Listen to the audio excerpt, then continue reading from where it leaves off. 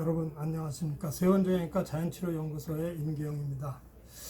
요즘 파킨슨병 환자가 계신 가정이 꽤 많은데 그런 가정의 젊은 분들이 유전적 위험성으로 신경이 많이 쓰인다라고 말씀하시는 분들이 많습니다. 그래서 오늘은 이 파킨슨병의 원인과 증상, 치료, 그 다음에 유전적인 소인과 함께 예방법에 대해서 좀 알아보겠습니다. 파킨슨병의 원인은 나이를 먹는 거, 60세 이상의 나이, 그 다음에 농약이나 지나친 음주 같은 독소 효과, 그 다음에 역시 유전적인 소인, 그리고 물리적 또는 정신적 스트레스 등으로 인해서 중뇌의 기저부에서 도파민을 만드는 그러한 신경세포가 있습니다.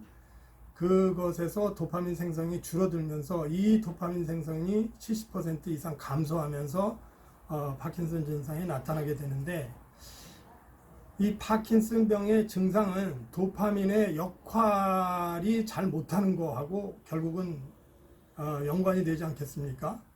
근데 이 도파민이라고 하는 것은 신경전달 물질인데 이것이 하는 중요한 역할이 그 정밀한 운동성을 조절해 준다든지, 그 다음에 어떤 성취감을 목표로 해가지고 운동을 시작하게 한다든지, 그런 것들과 직접적인 연관성이 있기 때문에 우선 손을 이렇게 떠는 그런 증상, 트레머라고 얘기하고 전간이라고도 이제 얘기를 합니다. 그 다음에 목과 목 앞쪽에 있는 흉쇄유돌근하고 대퇴부의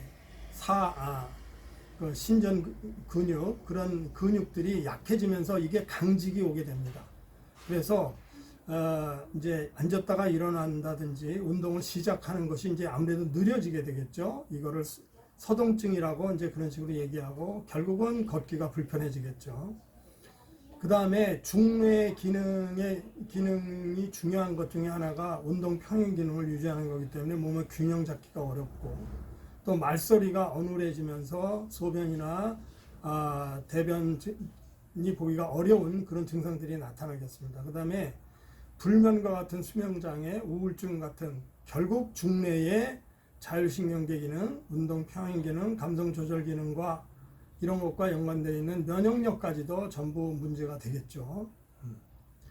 그러면은 이러한 파킨슨병의 진단은 이제 어떤 식으로 진단을 하냐면은 전형적인 임상 증상들 지금 말씀드린 것 같이 서동증이 나타난다든지 운동을 시작하는 게 어렵다는 얘기죠. 그 다음에 휴식성 손떨림 증상, 진전, 그 다음에 목, 흉쇄유돌근, 그 다음에 대퇴부의 신전근육, 보통 대퇴사등근, 넓적다리 근육 있죠.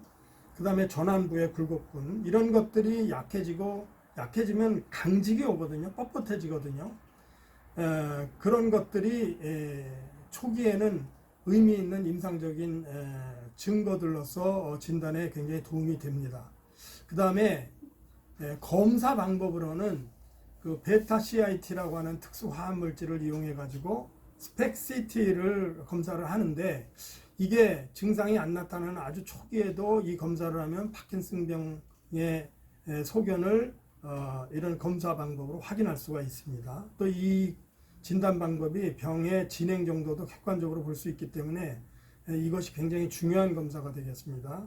보통 MRI는 파킨슨병을 확진한다기보다 다른 질병과 감별을 통해서 이런 질병은 이렇게 저렇게 이렇게 소위 말해서 이렇게 이제 포함된 데서 이렇게 제외시켜 버림으로써 파킨슨병의 가능성을 높일 수 있는 그런 간접적인 그런 방법으로서 의미가 있겠죠.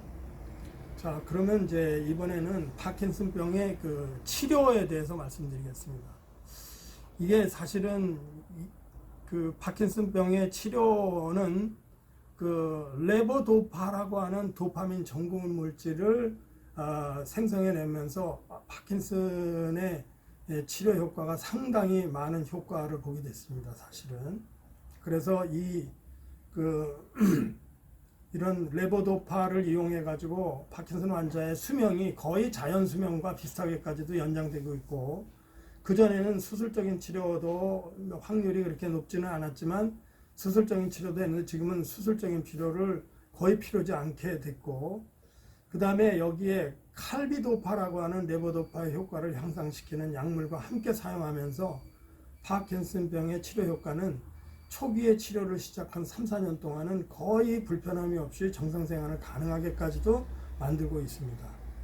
그런데 문제는 이런 약물이 5년 이상 사용하게 되면 반드시 약효가 떨어지고, 그 다음에 그 레보도파에 의한 또 다른 이제 보조적인 여러 약물들의 부작용에 의한 그 이상운동증이라든지 운동 이상운동증, 그 다음에 구토나 식욕부진, 환각, 고혈압 같은 부작용들이 나타나는 것입니다.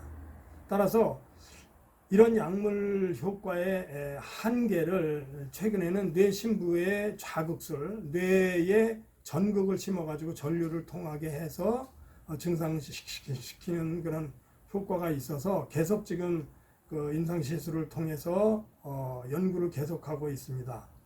그 다음에 아주 최근에는 환자의 체세포를 줄기세포로 되돌리는 역분화 줄기세포 기술이 개발되면서 이걸로 인해서 좀 더 근원적인 치료가 가능하지 않을까라는 정도까지 시도되고 있습니다. 특히 이 분야에 대해서는 하버드 의대의 맥린 병원에 저희 카이스트 출신의 김광수 교수님이라는 분이 연구팀을 만들어서 환자 피부에서 체세포를 채취해서 이거를 역분화 시켜가지고 만든 그런 것을 뇌에다 이식하는 임상치료를 통해서 성공적인 효과를 보고 있다고 합니다. 그러나 오늘 파킨슨병에 대한 그 주된 원인이 결국은 늘 스트레스로 불안해하거나 우울증이 있는 운동이 부족한 60세 이상의 남자분에게 잘 생기기 때문에, 그래서 이제 이런 분들은 물론이고 또 젊은 분들은 이 파킨슨병을 어떻게 하면 예방할 수 있느냐, 그런 측면에서 우리가 흔히 할 수 있지만 굉장히 중요한 그런 어떤 예방법과 치료 방법을 제가 말씀드리도록 하도록 하겠습니다.